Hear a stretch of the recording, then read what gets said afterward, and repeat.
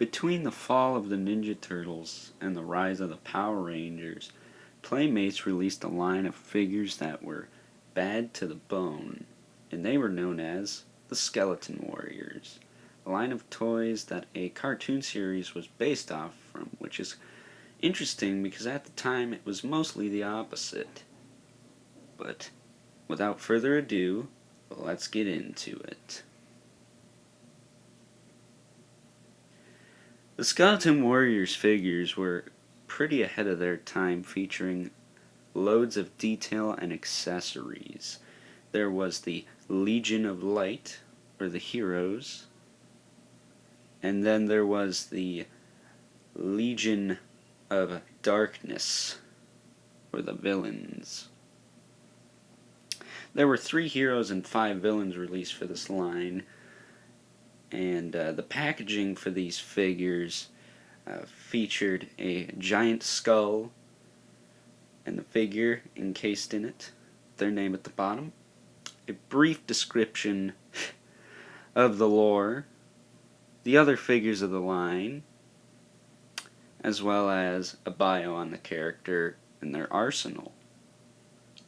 The figures included Prince Lightstar, Grimskull, Ursak the Guardian, and for the villains, Baron Dark, Dagger, Shriek, Dr. Cyborn, and Aracula. The figures also included an array of accessories, some of which are displayed here. The heroes included a skeleton tracker, which could open and close very easily, as shown by Grimskull here. Most of the figures included a spring-loaded weapon that would fire a missile, which you would then lose. But the best accessories are these 2 little guys here, the skeleton dog and dragon. Really dig these guys. They were included with Grimskull and Shriek.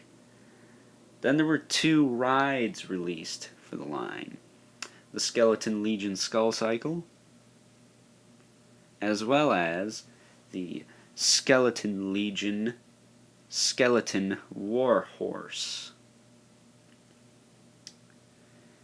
Now, the Skull Cycle was the bigger of the 2, and it featured an adjustable front blade, as well as an opening jaw, adjustable handlebars with 2 pivot points, a seat belt which was very difficult to get on the figures, and 2 adjustable side cannons that moved as a unit. It also featured a spring-loaded missile activated by the handle on the side. The horse featured an articulated jaw, reins so your figures could hold on to him, an articulated tail, but it's rather stiff and was difficult to do with one hand.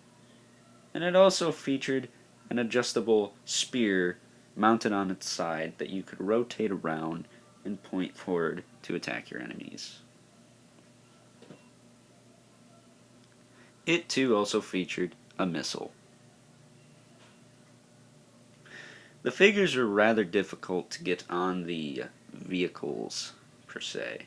Baron Dark you had to remove a little piece. The horse was a little bit easier.